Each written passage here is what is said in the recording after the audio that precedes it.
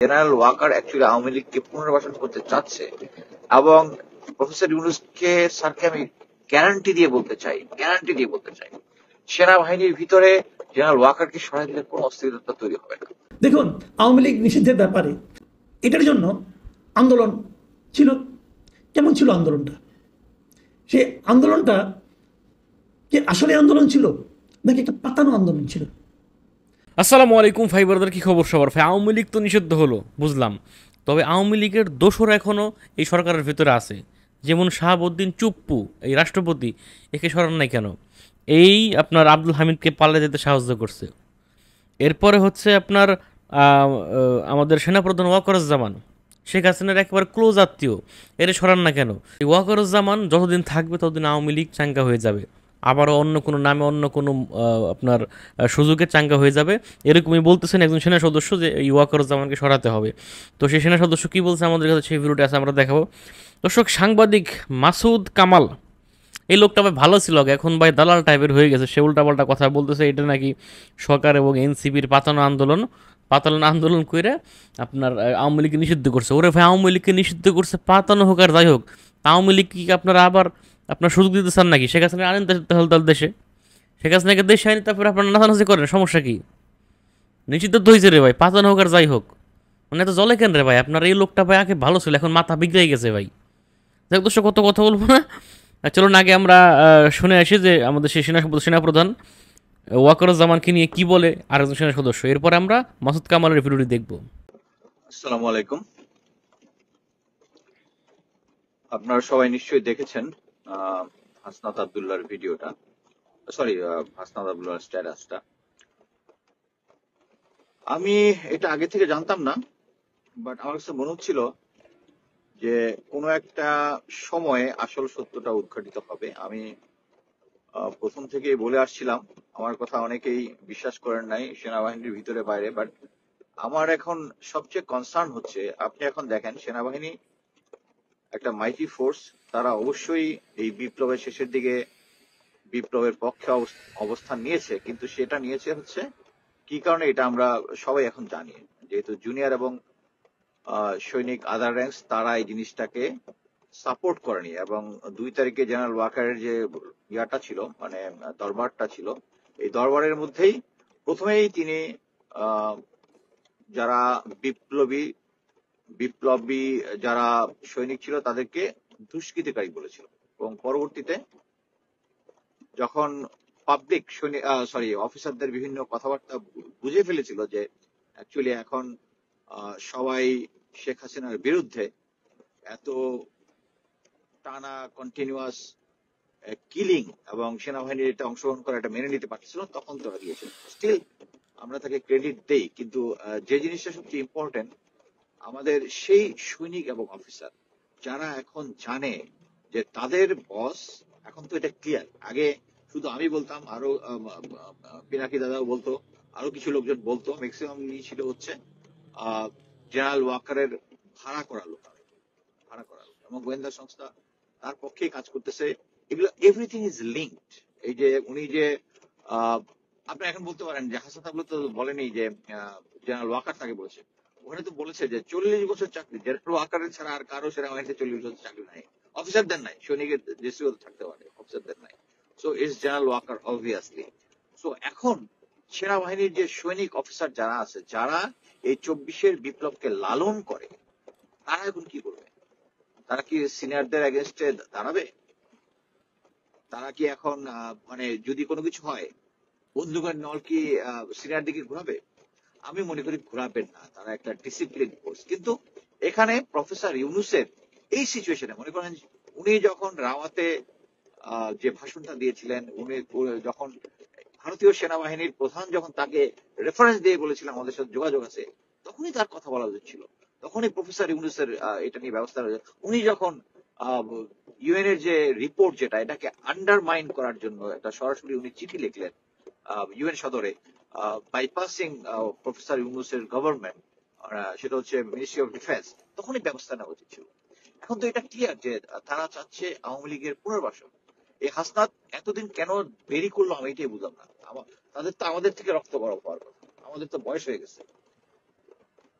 তাদের তো আরো আগে বলা উচিত ছিল। এখন আপনি সিস্টেমেটিকলি করতে পারবেন যে এই যে উপদেষ্টাদের নামে এবং এই বিপ্লবী যারা ছিল তাদের নামে যে প্রপাগান্ডা গুলো চালানো হচ্ছে, it is backed by general Waker.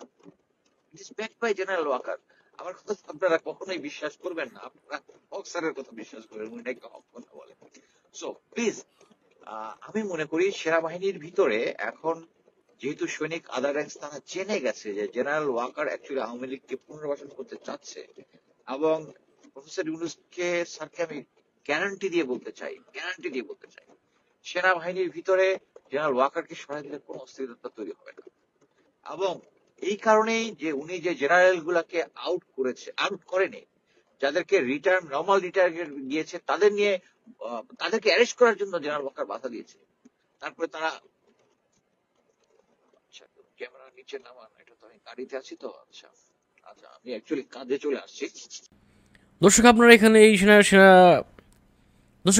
এই সেনা সদস্যের বক্তব্যটি শুনলেন। তিনি এখানে স্পষ্ট বলতেছেন যে শেখ হাসিনার আত্মীয় হলো আমাদের সেনাপ্রধান ওয়াকারুজ্জামান। এর যতদিন না সরবেন ততদিন আওয়ামী লীগ অন্য কোনো নামে অন্য কোনো সুযোগে আবার চাঙ্গা হয়ে উঠবে। তো একে খুব দ্রুত পদত্যাগ করাতে হবে। যাই হোক দর্শক, এইবার চলো আমরা দেখে আসি আমাদের জনপ্রিয় একজন সাংবাদিক মাসুদ কামাল, যার মাথা বর্তমান বিগড়ে গেছে, আগে ভালো ছিল, তিনি এখন উল্টাপাল্টা বলতেছেন আর কি, হয়তো কোনো স্বার্থন্বেষী মহলের টাকা পয়সা খাইছে। চলুন আমরা সেই ভিডিওটি দেখে আসি। আসসালামু আলাইকুম প্রিয় দর্শক, শেষ পর্যন্ত আওয়ামী লীগকে নিষিদ্ধ সরাসরি না করা হলেও নিষিদ্ধের মতো কিছু একটা করা হয়েছে। সেটা এরকম যে আওয়ামী লীগের বিচার হবে, দলীয়ভাবে আওয়ামী লীগকে নিষিদ্ধ করা যায় কি না যায় এই বিষয়টা নিয়ে ট্রাইব্যুনালে আলোচনা হবে, এবং আওয়ামী লীগের যারা নেতা আছে তাদের বিচার হবে। এগুলি যতদিন চলবে ততদিন পর্যন্ত আওয়ামী লীগের কোনো রাজনৈতিক বা দলীয় কোনো কর্মকাণ্ড চালাতে পারবে না আওয়ামী লীগ। এই সমস্ত কর্মকাণ্ডের উপর নিষেধাজ্ঞা আরোপ করা হয়েছে। এটা এক ধরনের নিষেধাজ্ঞা বলতে পারেন। আবার বিপরীত দিকে আরেকটা কথা হলো যে আদালতে আওয়ামী লীগের বিচার হবে, সেই আদালতে এতদিন যে আইনে চলতো সেই আইনে কোনো রাজনৈতিক দলকে নিষেধাজ্ঞা দেওয়ার মতো কোনো এখতিয়ার ওই আদালতের ছিল না। তো নতুন করে একই সঙ্গে যে বিশেষ ক্যাবিনেট মিটিংয়ে বসে আমাদের উপদেষ্টারা আওয়ামী লীগের কর্মকাণ্ডের উপর নিষেধাজ্ঞা দিয়েছেন, রাজনৈতিক কর্মকাণ্ডের উপর, সেই একই মিটিংয়ে তারা ওই ট্রাইব্যুনালকেও সেই ক্ষমতাটাও দিয়েছেন যে তারা চাইলে কোনো পলিটিক্যাল পার্টিকে নিষিদ্ধ করতে পারবে। অতএব জিনিসটা ক্লিয়ার যে এখন আওয়ামী লীগের বিরুদ্ধে অভিযোগ হবে, নিষিদ্ধ করার ক্ষমতা সেই কোর্টকে দেওয়া হয়েছে, নতুন করে, আগে ছিল না কিন্তু এখন নতুন করে সেটা দেওয়া হয়েছে। অতএব নিষিদ্ধ তারা যদি হয়ে যায়, এবং হওয়ার সম্ভাবনা তো বুঝতেই পারছেন কী হবে না হবে, তো হয়ে গেল, তো মোটামুটি নিষিদ্ধ হয়েই গেল। আর যদি নিষিদ্ধ না হয় তাহলে হয়তো আওয়ামী লীগ নিষেধাজ্ঞা থাকলো না, এরকম আপনি চিন্তা করে এক ধরনের সন্তুষ্টি উপলব্ধি করতেও পারেন, কোনো ব্যাপার না। তো এখন মোটামুটি বোঝা গেল আওয়ামী লীগ নিষিদ্ধ হয়ে যাচ্ছে, এবং আওয়ামী লীগ এখন কোনো পলিটিক্যাল কোনো রকম অ্যাক্টিভিটিস করতে পারবে না। এটার জন্য আন্দোলন ছিল। কেমন ছিল আন্দোলনটা?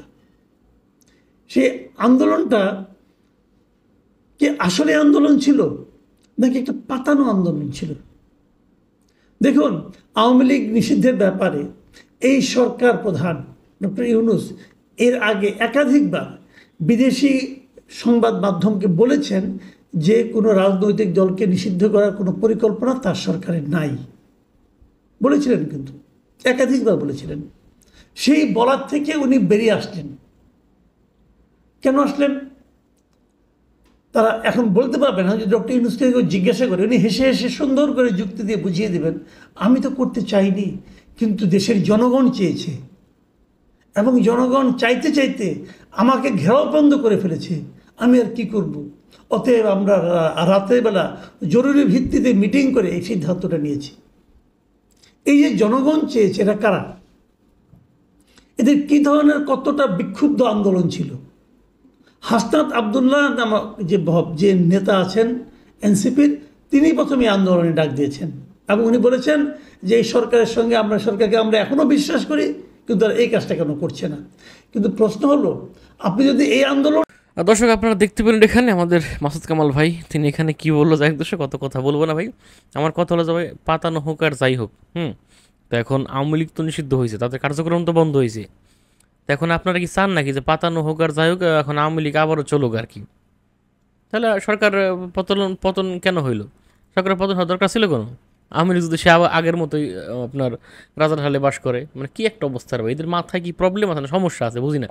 আপনারা আপনাদের মতামত লিখে যাবেন কমেন্টে। ভালো থাকবেন, সুস্থ থাকবেন এবং এরকম আরও ভিডিও পেতে আমাদের ইউটিউব চ্যানেলটি সাবস্ক্রাইব করবেন। আসসালামু আলাইকুম।